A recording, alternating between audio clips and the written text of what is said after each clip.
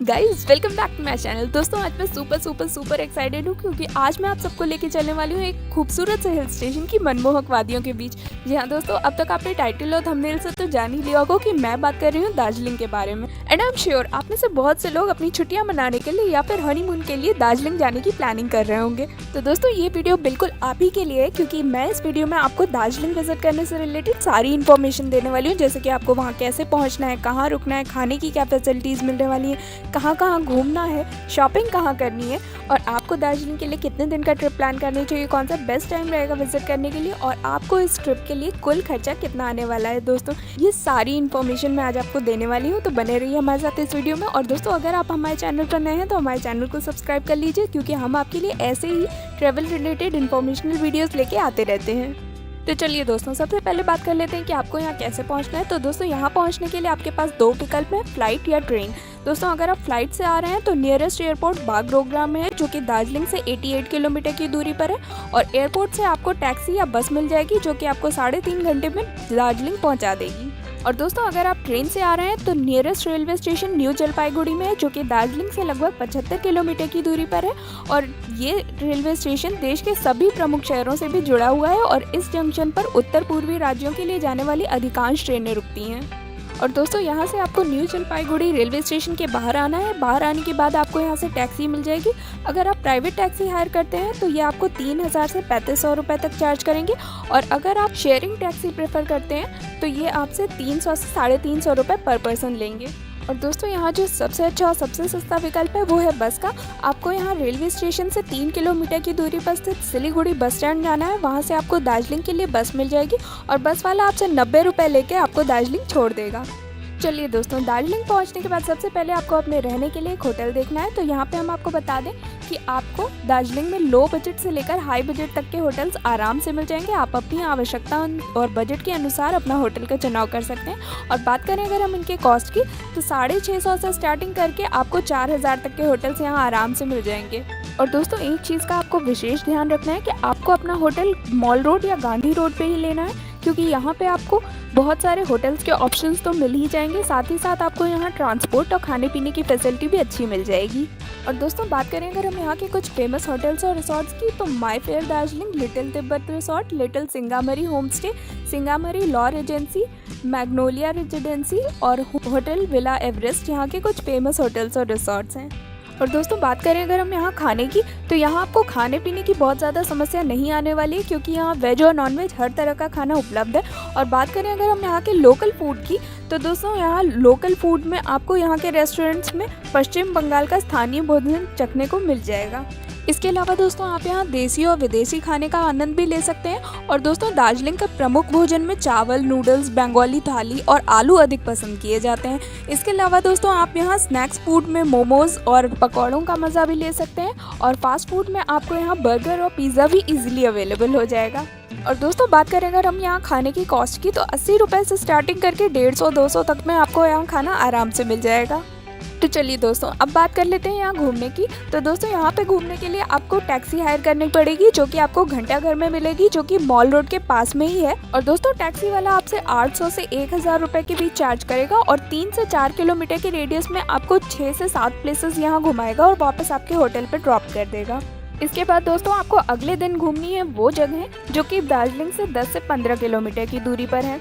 और दोस्तों बात करें अगर हम कि आपको यहाँ कहाँ कहाँ घूमना चाहिए, कौन कौन सी प्लेसेस अपनी इस ट्रिप में कवर करनी चाहिए, तो उसमें सबसे पहले आ जाता है हैप्पी वैली। दोस्तों हैप्पी वैली एक खूबसूरत चाय का बागान है और यहाँ 100 रुपये की एंट्री फीस है, लेकिन दोस्तों आप डेफिनेटली यहाँ की खूबसूरत वादियों में इंजॉय करने वाले हैं। और अगर आप फोटोग्राफी और सेल्फी का भी शौक रखते हैं तो वो भी आप यहाँ पूरा कर सकते हैं। इसके अलावा दोस्तों आप यहाँ विजिट कर सकते हैं टाइगर हिल जो कि 2590 मीटर की ऊंचाई पर और दार्जिलिंग से 13 किलोमीटर की दूरी पर है। दोस्तों टाइगर हिल सनसेट पॉइंट के लिए सबसे अधिक लोकप्रिय है और इसके अलावा आप यहाँ कंचनजंगा की खूबसूरत पहाड़ियों का नज़ारा भी देख सकते हैं। और दोस्तों टाइगर हिल की सबसे दिलचस्प बात है यहाँ का घूम का शिखर और बर्फ से ढकी हुई पहाड़ियाँ जो कि पर्यटकों को बहुत अधिक लुभाती हैं। और दोस्तों आपको बता दें कि यहाँ का दार्जिलिंग हिमालयन रेलवे यूनेस्को की विश्व धरोहर स्थल में शामिल सबसे ऊंचा रेलवे स्टेशन है। और दोस्तों नेक्स्ट आप विजिट कर सकते हैं बताशिया लूप जो कि एक वैली गार्डन है। और दोस्तों यहाँ पे 20 रुपये की एंट्री फीस पड़ेगी आपको, वो आपको देनी होगी। और दोस्तों यहाँ पे मैं आपको बताती चलूँ कि बतासिया लूप दार्जिलिंग के सबसे सुरम्य ट्रेन मार्गों में से एक है। तो आप यहाँ पे टॉय ट्रेन का मज़ा भी ले सकते हैं और इसके लिए आपको दार्जिलिंग से ट्रेन पकड़नी होगी और ये ट्रेन आपको बतासिया लूप होते हुए घूम रेलवे स्टेशन पे उतारेगी। दोस्तों इस टॉय ट्रेन की टिकट आपको IRCTC की वेबसाइट पे जाके बुक करनी होगी और दार्जिलिंग से घूम रेलवे स्टेशन तक की टिकट आपको 30 रुपये पर पर्सन तक की पड़ जाएगी। इसके अलावा दोस्तों आप दार्जिलिंग में रोपवे का आनंद भी ले सकते हैं। दोस्तों रोपवे से घूमते हुए यहाँ के शानदार नज़ारों को देखना बहुत ही सुखद अनुभव होता है। और दोस्तों रोपवे का किराया आपको पड़ जाएगा 180 रुपये पर पर्सन और ये किराया आपका राउंड ट्रिप का होता है। तो आप जब भी दार्जिलिंग की यात्रा कीजिए तो एक बार रोपवे का आनंद लेना बिल्कुल मत भूलिएगा।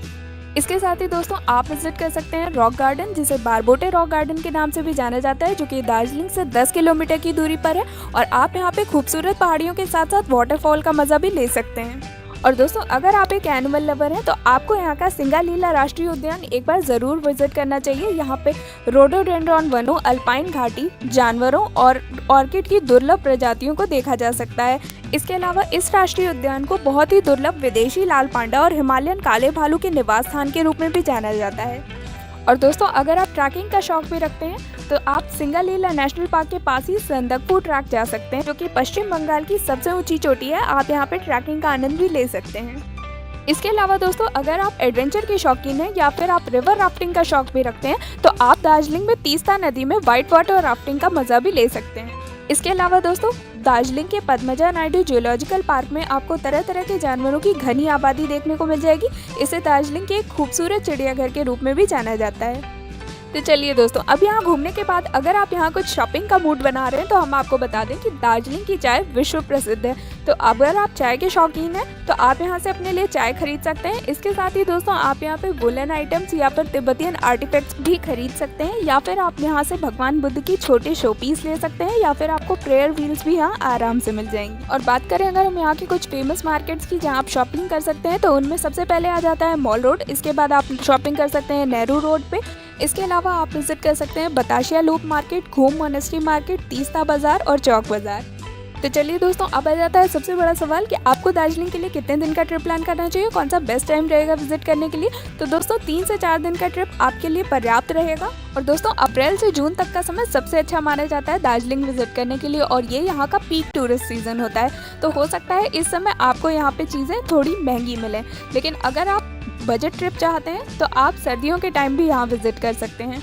और दोस्तों अगर आप सर्दियों के मौसम में यहाँ जाते हैं तो आप यहाँ पे खूब ठंड का लुत्फ उठा सकते हैं। लेकिन दोस्तों मेरा सजेशन आपको ये रहेगा कि आप बारिश के मौसम में यहाँ बिल्कुल मत जाएं, क्योंकि यहाँ पे लैंडस्लाइड्स होते रहते हैं इस टाइम पे और इस टाइम पे यहाँ जाना काफ़ी रिस्की हो सकता है। और दोस्तों अक्सर टूरिस्ट दार्जिलिंग घूमने के बाद गैंगटॉक का विजिट प्लान कर लेते हैं, जो कि यहाँ से 3-3.5 घंटे की दूरी पर है और उसके लिए आपको बस या टैक्सी घंटाघर से आराम से मिल जाएगी। और दोस्तों बात करें अगर हम बजट की तो अगर आप दार्जिलिंग का 3 दिन का ट्रिप प्लान करते हैं तो ऑन एन एवरेज 4 से 5 हज़ार रुपये प्रति व्यक्ति तक का खर्चा आपको आ जाएगा। और अगर आप कपल्स हैं तो आप 10,000 तक में दार्जिलिंग आराम से घूम सकते हैं। और दोस्तों इस बजट में मैंने आपकी ट्रेन या फ्लाइट के टिकट का खर्चा इंक्लूड नहीं किया है और आपकी शॉपिंग का खर्चा इंक्लूड नहीं किया है। इसमें मैंने सिर्फ आपके होटल, खाने पीने और घूमने का खर्चा इंक्लूड किया है। तो दोस्तों उम्मीद करती हूँ आपको वीडियो पसंद आई होगी। वीडियो पसंद आई हो तो इसे लाइक कर दीजिए और अगर आप दार्जिलिंग ऑलरेडी विजिट कर चुके हैं तो हमें कमेंट करके हमारे साथ अपने एक्सपीरियंसेस ज़रूर शेयर कीजिए। Till then stay happy, stay fit and keep travelling.